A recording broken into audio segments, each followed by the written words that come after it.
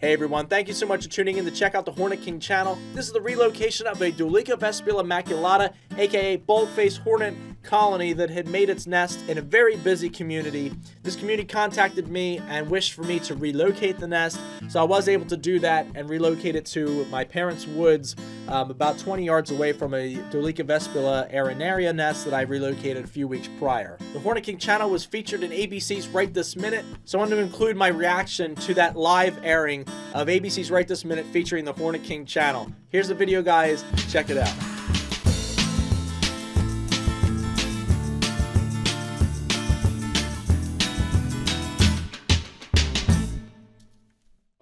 I've done a lot of nature stuff, and that's the most evil-looking nest I've seen in a while. Because the way the bouncers, ominous. The way they hang, they're nasty. They're just plain old nasty. Very ominous. And I've never been stung, but my buddy has. Yeah. I mean, the thing is, man, they have so many predators, and it's nature's way of saying, listen, this is my protection from skunks will tear those nests apart. Skunks will, even raccoons, possums. Praying mantises will eat them. Well, they're pretty docile. They're docile as long as you don't mess with them. As soon as they think they feel threatened, like someone will give you the warning wings, like that one on the side there. Yeah. See, I wouldn't get that close. As soon as their wings come up, that's it. Because once the pheromone goes out, then we got to head to the hills. Once I get started, I went. So talk to me about the second half of this. Like, how do you release them? And what do you? Once I get most of the workers into the vacuum, they're stuck in there. They're stuck in there. Now you get parts of the nest as well. I get the whole nest. So I snip the sucks branches. Right in. I take that bag, put it right over the whole nest, snip it back, the bag, close it up, put it in my truck, take it home. Okay. For some reason I just thought you were vacuuming the whole thing. So are you vacuuming the bees first? Yeah, I vacuum the adults. I'm confused. Well, dude, you're not going to be confused about 10 minutes. Yeah, there you go. There you go. Yeah, I'm slowing you down. Sorry. That's all right. The only thing missing, John's beer and hot dog. I was just saying the same thing. All right, you good? Guys, get your last couple close pictures, and then we'll have you guys stand back a little bit. All right, so this is actually a community that had hired me and not just one particular client or homeowner. The community was in agreement that the only way that they would have this removed is if the person coming to do the removal was going to relocate the nest to another location. So when the one client had reached out to me, they were satisfied knowing that I was going to come and relocate it.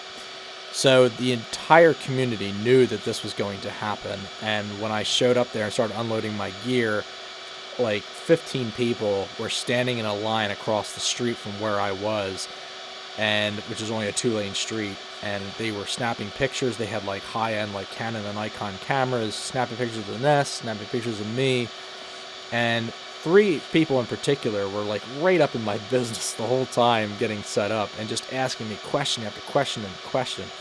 And the one guy in particular was asking lots of questions and then talking over me when I was giving him a response and trying to like guess what I was going to say. And if he had just let me respond, then he wouldn't have had as many questions as he had.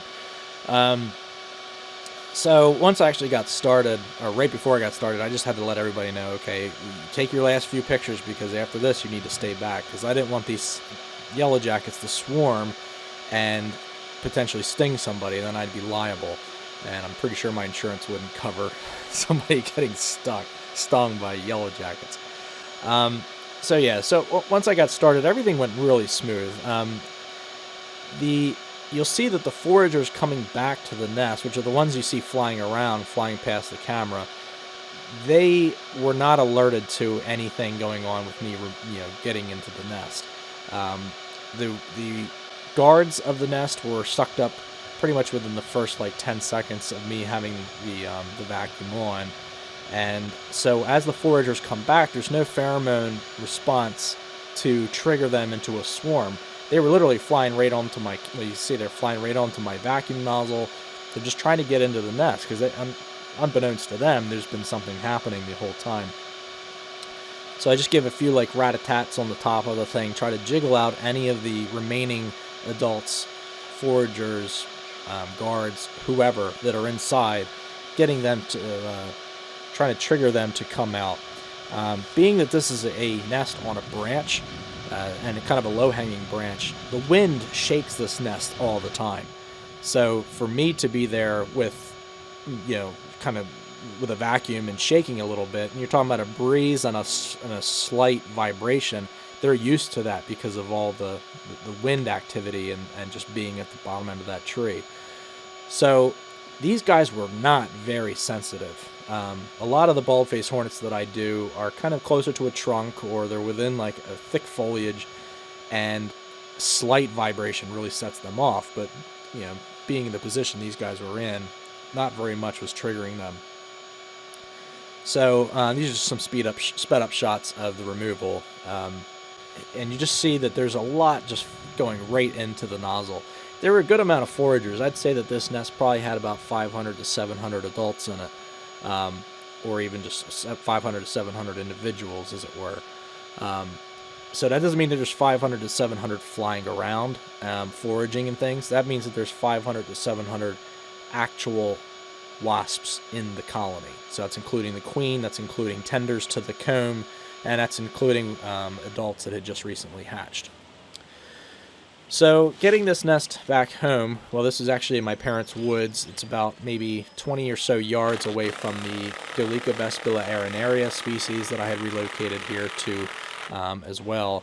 And I've talked about this nest a couple times in other videos, but I haven't actually posted this removal yet. So getting it back here and getting it hung up, it's always a give and take as to whether or not the colony is going to thrive after a relocation, just because of how delicate the colony is. People often think of yellow jackets and hornets and things as being super indestructible and aggressive and dangerous, but they are very, very delicate. Removing a colony like this and bringing it to another location and hanging it is like 1/10 of the battle. So this being a really hot day, it was a race against time, it was a race against the heat, and I got it back, and the adults that were still in the bag and still in the nest were pretty sluggish. And then the vacuum itself had no water in it. It just was an empty vacuum. So there were a lot of adults inside that vacuum. There was probably a couple hundred at least inside the vacuum itself. And I show that here in a couple minutes. So getting them from the vacuum and getting them right into the woods, into the nest, it was paramount. When I opened up the vacuum, they were all alive except for maybe 20 of them, but they weren't flying just because of the confusion and the excitement. A lot of them were wore out from flying around inside the vacuum for a half-hour drive. So what I did was I actually ended up dumping out the vacuum at the base of the tree. Some of them at the top of the nest, but at the base of the tree, and then giving them a little bit of maple syrup and some water, and just hoping that would revive them a good bit. It just seemed to work out pretty well.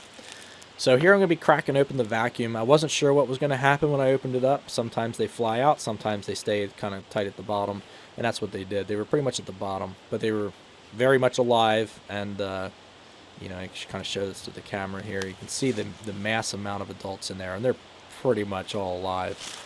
So I just dump a few at the top just to give them a location as to where the nest is, and then you can still see some flying out of the nest itself that had been in the nest before I bagged it.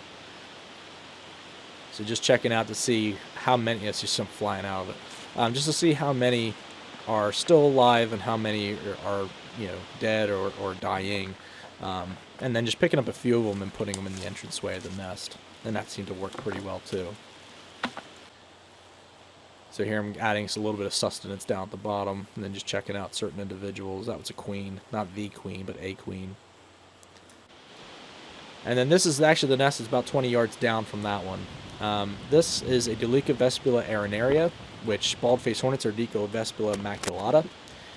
And this one I relocated about 2 or 3 weeks before that, in a previous video I posted here at the beginning of summer. And I had set the camera probably about 4 feet away from the nest. Even though it's zoomed in, it looks like it's closer, but it's about 4 feet away. And all I did was stand there and start just zooming in on them. And you'll see here a couple come out, and they're just observing. And it was such a windy day. I don't know how they even paid attention to me being there. But they kind of come out and crawl around the nest a little bit. One comes back. And then at one point, one just flies out and just goes right to the camera. You hear it buzz. And then it goes right back and tells the others, and they just start pouring out of the nest. And it's incredible how fast that pheromone response is. Let me see which one it is here. I think it's this one here at the bottom.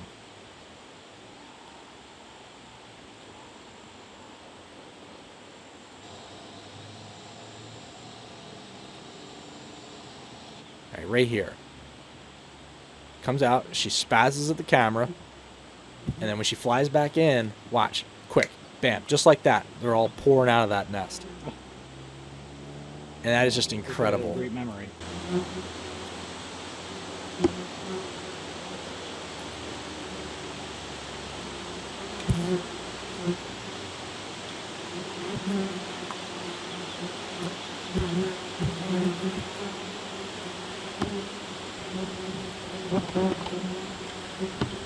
These are definitely more aggressive than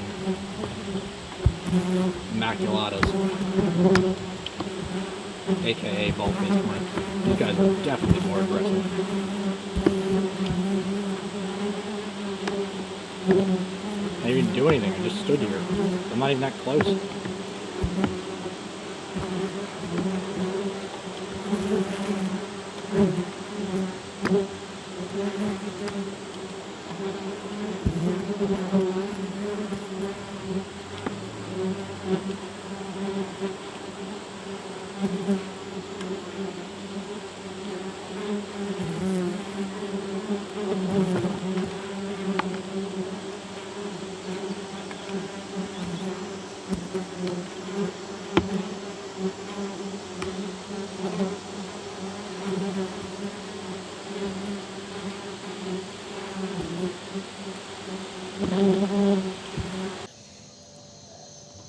All right, so this is another yellow jacket colony, aerial nest building yellow jacket that I had relocated. This one's here at my house. This one I had dubbed the flat nest when I started posting these videos, and just wanted to show just the extent. This is like end of season, but you can tell that by the sounds of the cicadas in the trees. Cicadas don't emerge until later in the summer. So just showing just the mass of this thing, and it was super packed with adults. This is actually a combination of two nests that I put side by side, and they merged their colonies together, which was freaking awesome. The envelope on this thing, I still have this nest. It's so cool. There's 3 entranceways, one where that one just went, and then there's 2 at the bottom on either side where the original nests were. And it's pretty cool because I had this, I had a pile of wood that was about maybe 20 feet away, and they were flying right from the nest going over to that pile of wood, and that wood was maple and pine and cherry, and they were primarily chewing on the maple just because it was more seasoned than the others. It was gray, had a gray haze to it, so they were chewing on that along with the fence posts here where my grapevines are. And so you can see where several of them were flying in with this mass of pulp and stuff to build the nest, and this one here at the top of the hole, she's actually repairing the entranceway to the hole with some pulp, which is really cool to see that happen. So they literally do that over and over and over again, collecting lots and lots of pulp and coming back and repairing parts of the nest, building, and you can always tell when they're repairing and when they're building just by how that they're standing in one spot and kind of rolling in a line. And you can see this one here at the bottom of the hole, she's repairing. And there's one here to the top right. It's building onto the nest. You can see that the envelope is a little bit darker, and that's because it's wet. She had mixed the cellulose with her saliva and is laying that new envelope. But this is one of the 8 nests that I relocated this summer. There were, I think, 5 bald-faced hornets on my property, which are technically a yellow jacket. And I had a German yellow jacket colony in a Rubbermaid bin down by my barn, and I had 2 ground yellow jacket nests that were natural, and then I had the Dolicha vespula arenaria and the Dolicha vespula maculata at my parents' woods. So it was quite a active relocation year. This guy from the Hornet King YouTube channel is dealing with yellow jackets. Those can be brutal. They're just a particularly naughty sting. To start off, our wrangler here just does his best to really irritate them. Well, that's always a good thing. Well, there's a reason to that. He's got like a shop vac. So first he's just gonna start blowing air into that tiny hole that they're coming and going from to really start to work them up. Once he gets them really good and ticked off, he switches that vacuum around and tries to vacuum up as many of them as he possibly can. Oh my gosh, just hold it right next to the hole. As they're coming out, you can start sucking them in. That's exactly what he does. So he's found the essential front door of this hive, but he doesn't really know where the rest of the comb is. So he goes inside the home, cuts a hole in the drywall above the window, and bingo, that's where they're all hiding out. Oh, they down in there, boy. Yep. Now here's the dangerous part. The kids that live in the home are allergic to these types of stings. Thankfully, they're out of the house while he's doing all of this work. Over the next 3 hours, he uses the vacuum and uses his hands to start pulling apart that huge comb that's inside the wall. He estimates it to be about 14 by 16 inches and 8 inches deep. He does say that these combs are dense. Dense meaning that they are absolutely packed with larvae. Which means there were a lot more of these things coming. Yep, but here's You what know gets it, even more girlfriend. interesting and kind of gross. Because he takes the combs back to his house, one by one. He starts plucking For all those you, little larvaholics. larvae out of the comb and dumping them into a little plastic container. He does this for about an hour, harvesting about 1.5 to 2 pounds of larvae, he says. Why? Why not just set fire to it? Here's the why. Chickens! Yeah, come on, chicken, chicken, chicken, chicken. Just dumps out Ginger, a whole pigeon, pile and of angel. larvae. Gross. And the chickens Famous. just love it. And I mean, then we it's- eat those things. Yeah. Not my girls, you don't.